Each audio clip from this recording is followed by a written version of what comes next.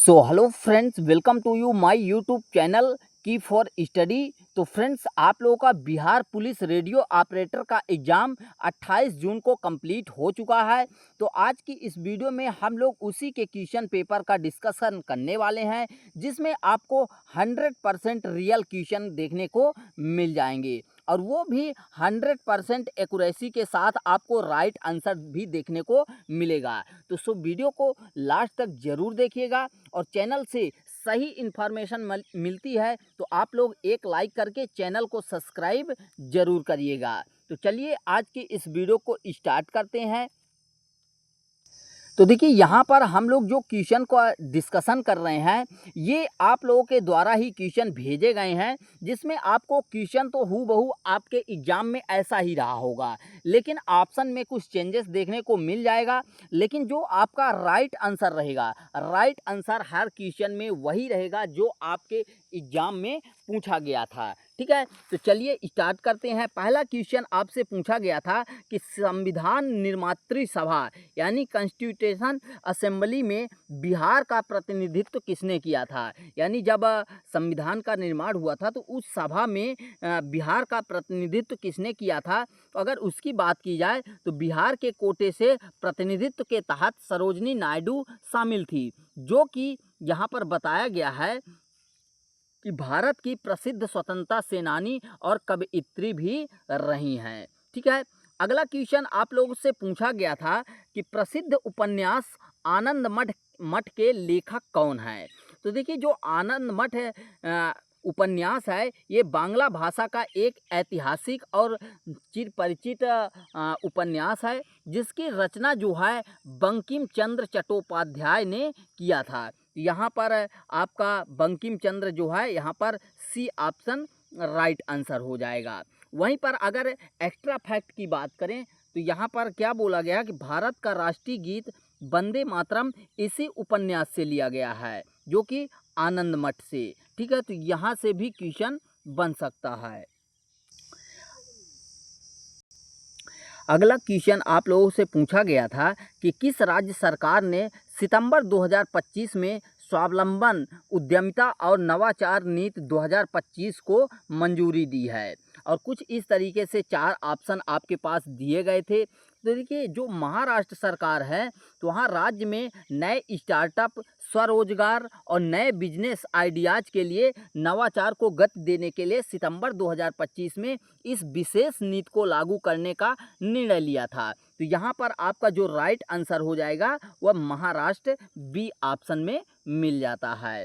Next question आप लोगों से पूछा गया था कि साल 1917 में चंपारण आने के लिए महात्मा गांधी जी को किसने आमंत्रित किया था। देखिए, ये हिस्ट्री से क्वेश्चन पूछा गया था। तो देखिए, अगर यहाँ पर बात करें चंपारण आने की, तो चंपारण के किसानों को नील की खेती यानी उसको नील के खेती के शोषण से मुक्ति दिलाने के लिए स्थानीय किसान नेता राजकुमार शुक्ल ने लखनऊ अधिवेशन 1916 में गांधी जी से मुलाकात की थी और उन्हें चंपारण आने का निमंत्रण दिया था, न्योता दिया था। तो किसने? राजकुमार शुक्ल ने। तो यहाँ पर राजकुमार शुक्ल जो है, यहाँ पर ए ऑप्शन में आपका राइट आंसर हो जाएगा। अगला क्वेश्चन आप लोगों से पूछा गया था कि बूधो भगत का संबंध किस विद्रोह से है। तो देखिए, जो बूधो भगत विद्रोह था, यह एक महान स्वतंत्रता सेनानी थे। ठीक है, बूधो भगत, उन्होंने 1831-32 में ब्रिटिश शासन और बाहरी लोगों और जमींदारों के क्रूर अत्याचारों के खिलाफ छोटा नागपुर क्षेत्र में कोल विद्रोह का पुरजोर नेतृत्व किया था। ठीक है, तो कौन से विद्रोह का? कोल विद्रोह सी ऑप्शन में मिल जाता है। तो सी ऑप्शन आपका राइट आंसर हो जाएगा। नेक्स्ट क्वेश्चन आप लोगों से पूछा गया था कि कॉपर सल्फाइड के अयस्क से शुद्ध कॉपर यानी तांबा प्राप्त करने के लिए किस विधि का उपयोग किया जाता है। तो देखिए, जो कॉपर सल्फेट होता है, उस अयस्क से संघनन के बाद उसका भर्जन किया जाता है, रोस्टिंग की जाती है और अंत में 100% शुद्ध कॉपर यानी तांबा प्राप्त करने के लिए विद्युत अपघटनी परिष्करण, जिसको इलेक्ट्रॉनिक रिफाइनिंग तकनीक का इस्तेमाल होता है, उसे कहते हैं। ठीक है, तो यहाँ पर आपका विद्युत अपघटनी परिष्करण तकनीक का इस्तेमाल किया जाता है। तो यहाँ पर भर्जन और विद्युत अपघटनी परिष्करण, ए ऑप्शन आपका राइट आंसर हो जाएगा। नेक्स्ट आपसे पूछा गया था कि ऊष्मा के यांत्रिक समतुल्य यानी मैकेनिकल इक्विवेलेंट ऑफ हीट का एसआई इकाई क्या है, और कुछ इस तरीके से आपके पास 4 ऑप्शन दिए गए थे। तो देखिए, जो यांत्रिक कार्य होते हैं और उससे उत्पन्न ऊष्मा का अनुपात हमेशा एक नियतांक होता है, जिसे ऊष्मा का यांत्रिक समतुल्य कहते हैं। और कार्य को जूल में और ऊष्मा को कैलोरी में मापने के कारण इसकी इकाई जूल प्रति कैलोरी बन जाती है। तो यहाँ पर जूल प्रति कैलोरी आपका सी ऑप्शन में मिल जाता है, तो सी ऑप्शन आपका राइट आंसर हो जाएगा। नेक्स्ट क्वेश्चन आप लोगों से पूछा गया था कि आधुनिक आवर्त सारणी यानी मॉडर्न पीरियोडिक टेबल किस पर आधारित है।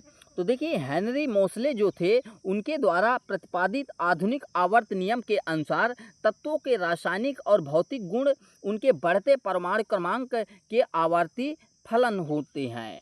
ठीक है, तो यहाँ पर बढ़ते परमाणु क्रमांक पर निर्भर करता है, निर्धारित होता है, ठीक, आधारित होता है। तो बी ऑप्शन आपका राइट आंसर हो जाएगा। देखिए, यहाँ पर कुछ ऑप्शन में आपको थोड़ा चेंजेस देखने को मिल सकता है, लेकिन क्वेश्चन आपको हूबहू यही पूछे गए थे। बाकी आप लोग कमेंट बॉक्स में कमेंट करके ज़रूर बताइए कि आपके कितने राइट आंसर हो रहे हैं, और क्या जो मैं यहाँ पर सॉल्व करवा रहा हूँ तो 100% रियल क्वेश्चन है या नहीं, क्योंकि ये क्वेश्चन आपके द्वारा ही भेजे गए हैं। ठीक है, अगला क्वेश्चन पूछा गया था कि बोरेक्स यानी सुहागे का रासायनिक नाम क्या है। तो जो बोरेक्स होता है, यह एक महत्वपूर्ण सोडियम यौगिक है, जिसका रासायनिक नाम जो होता है तो सोडियम टेट्राबोरेट डेकाहाइड्रेट है। तो sodium tetraborate decahydrate B option में मिल जाता है, तो यही आपका राइट आंसर हो जाएगा। नेक्स्ट क्वेश्चन पूछा गया था आप लोगों से कि आपदा प्रबंधन पर विश्व शिखर सम्मेलन WSDM 2025 का आयोजन कहाँ पर किया गया था। तो देखिए, वैश्विक आपदाओं से निपटने के लिए और उनके प्रभाव को कम करने और नई रणनीतियों को साझा करने के उद्देश्य से साल 2025 में विश्व शिखर सम्मेलन का आयोजन उत्तराखंड की राजधानी देहरादून में किया गया था। तो यहाँ पर देहरादून उत्तराखंड बी ऑप्शन में मिल जाता है, तो यही आपका राइट आंसर हो जाएगा। अगला क्वेश्चन पूछा गया था कि फीफा शांति पुरस्कार के पहले विजेता कौन है। तो देखिए, फीफा ये फुटबॉल से संबंधित है और ये एक प्रकार का कप है। ठीक है, तो इसमें जो है डोनाल्ड ट्रंप पहले विजेता बने थे, और ये शांति के क्षेत्र पर दिया जाता है। देखिए, अगर डिटेल में बात करें तो फुटबॉल खेल के माध्यम से वैश्विक स्तर पर शांति, भाईचारे और सद्भाव को बढ़ावा देने के लिए फीफा द्वारा शुरू किए गए इस विशेष अंतर्राष्ट्रीय शांति पुरस्कार के जो पहले प्राप्तकर्ता हैं, विजेता हैं, वह डोनाल्ड ट्रंप बने हैं। ठीक है, अगला क्वेश्चन पूछा गया था कि मैथिली भाषा के लिए साहित्य अकादमी पुरस्कार से किसे सम्मानित किया गया। तो देखिए, मैथिली भाषा में साहित्य जगत में उनके उत्कृष्ट और अमूल्य योगदान और उनकी चर्चित साहित्यिक कृत जो हैं पंख के लिए जगदीश प्रसाद मंडल को प्रतिष्ठित साहित्य अकादमी पुरस्कार से सम्मानित किया गया था, नवाजा गया है। ठीक है, तो जगदीश प्रसाद मंडल आपका जो है ए ऑप्शन में मिल जाते हैं, तो यही ए ऑप्शन आपका राइट आंसर हो जाएगा। अब यहाँ पर एक्स्ट्रा फैक्ट में पूछा जा सकता है कि उनके कौन से साहित्य के लिए कृत के लिए इनको सम्मानित किया गया था साहित्य अकादमी पुरस्कार से, तो वह पंख नाम की इनकी साहित्य कृत थी। ठीक है, अगला क्वेश्चन आप लोगों से पूछा गया था कि वर्ष 2023 का प्रतिष्ठित मेजर ध्यानचंद खेल रत्न पुरस्कार किस जोड़ी को दिया गया था। तो देखिए, भारत की स्टार बैडमिंटन पुरुष डबल्स जोड़ी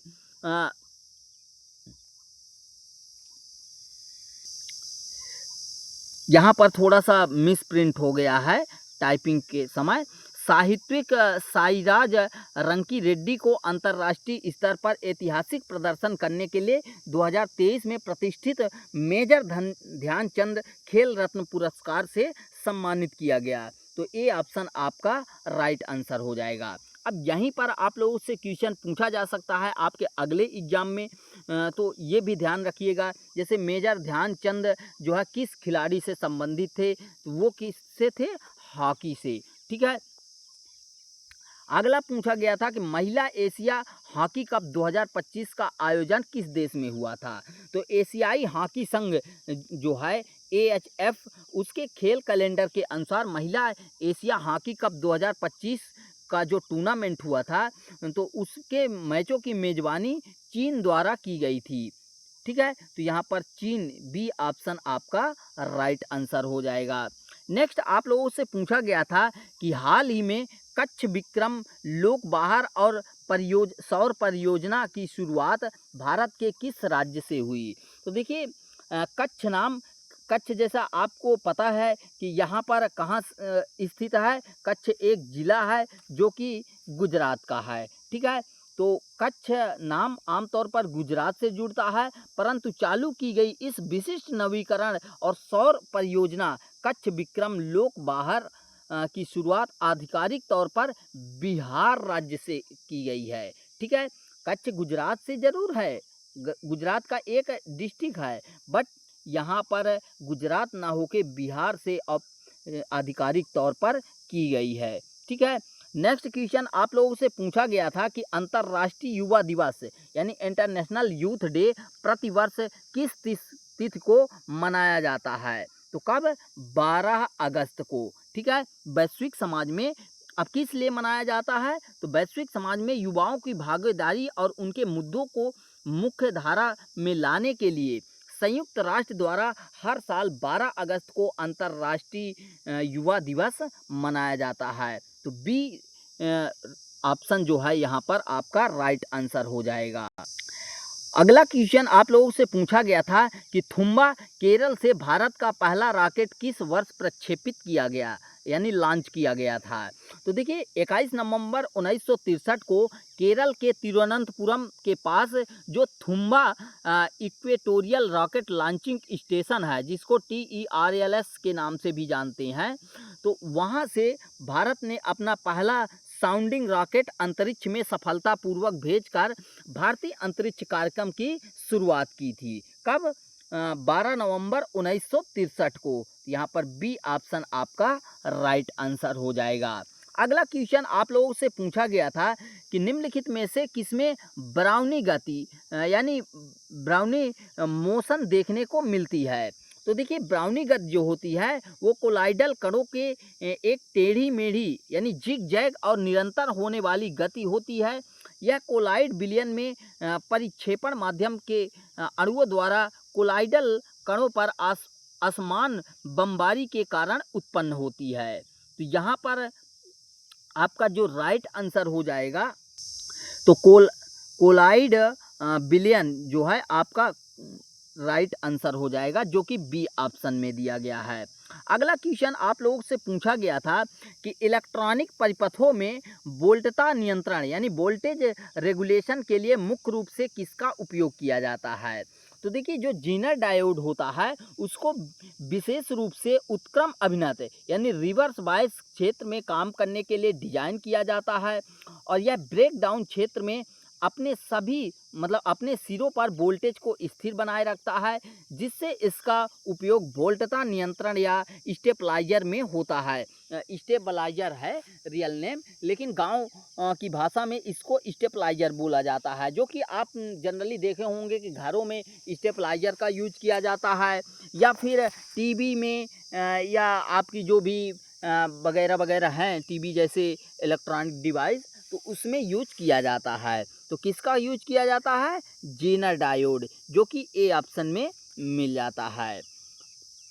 अगला क्वेश्चन आप लोगों से पूछा गया था कि नशीली दवाओं और ड्रग्स के दुरुपयोग के खिलाफ किस राज्य सरकार ने अभियान जेरिको शुरू किया यानी ऑपरेशन जेरिको।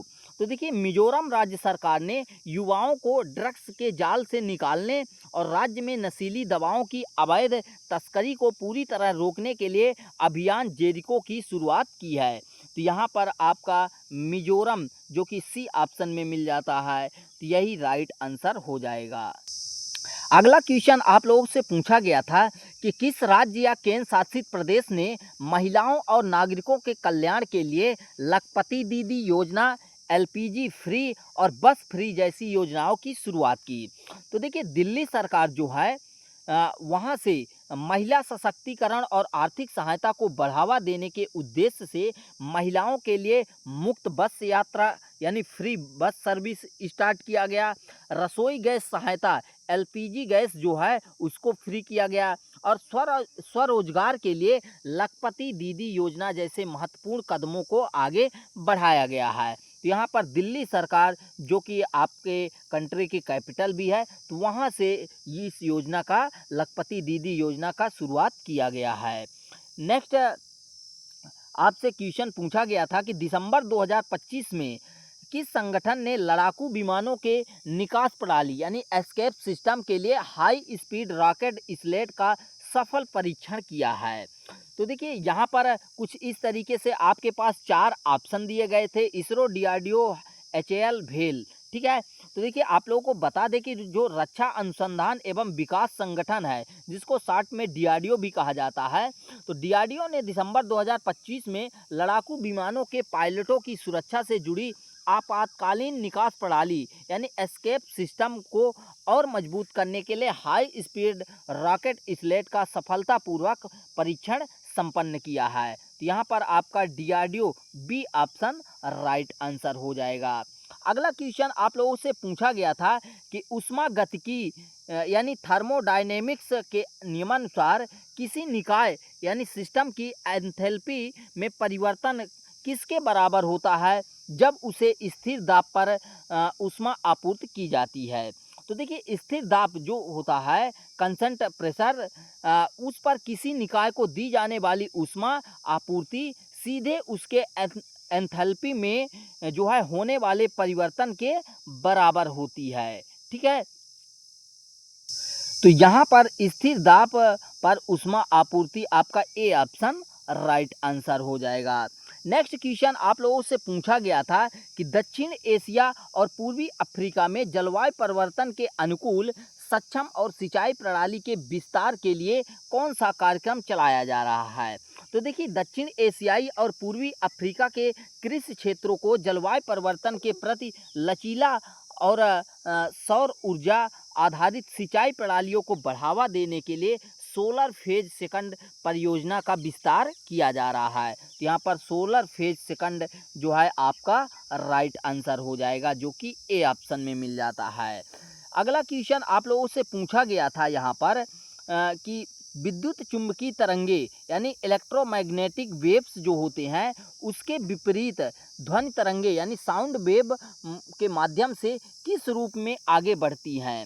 तो देखिए जो ध्वनि तरंगे होती हैं अनुदैर्ध्य वाली, तो उनकी बात की जाए तो ये आंतरिक तरंगे होती हैं और जब ये माध्यम में चलती हैं तो माध्यम के कण गति की दिशा में होते हैं और आगे पीछे कंपन करते हैं, जिससे उच्च दाब वाले क्षेत्र पर संपीड़न और निम्न दाब वाले क्षेत्र पर विरलन का निर्माण होता है। यानी जहाँ पर हाई प्रेशर लगता है तो वहाँ पर संपीड़न और जहाँ पर लो प्रेशर रहता है तो वहाँ पर विरलन का निर्माण होता है।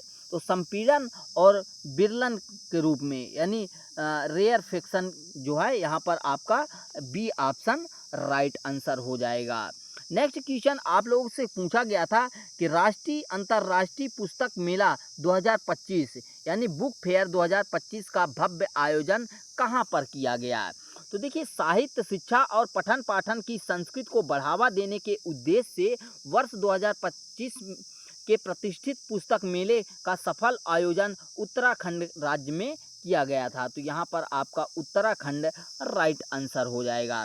अगला क्वेश्चन आपसे यहाँ पर टोटल इतने ही क्वेश्चन है, तो आप लोगों के द्वारा हमारे पास ज़्यादा क्वेश्चन नहीं भेजा जा रहा है। बाकी आप लोगों के पास किसी भी एग्ज़ाम के क्वेश्चन जब आप एग्ज़ाम देकर आते हैं उसके बाद आप लोग हमें क्वेश्चन जो है व्हाट्सएप पर या फिर हमारे टेलीग्राम पर आप लोग मैसेज करके भेज सकते हैं और उसका सल्यूशन हम ज़रूर लेकर आएंगे। बाकी इस वीडियो में हमने जितने भी क्वेश्चन को सॉल्व कराया उसमें आपके कितने राइट आंसर हो रहे हैं या फिर कितने जो है आपके रॉन्ग आंसर आ रहे हैं, तो वो कमेंट करके ज़रूर बताएं। और किसी भी एग्ज़ाम का क्वेश्चन पेपर देने के लिए टेलीग्राम का लिंक दिया हुआ है। और चैनल को अभी तक सब्सक्राइब नहीं किए हैं तो सब्सक्राइब ज़रूर कर लीजिए, क्योंकि यहाँ पर एग्ज़ाम होने के तुरंत बाद आप लोगों को सबसे अच्छा 100% एक्यूरेसी के साथ सल्यूशन देखने को मिल जाता है। तो चैनल को सब्सक्राइब ज़रूर करें। मिलते हैं नेक्स्ट वीडियो में। Thanks for watching and bye bye.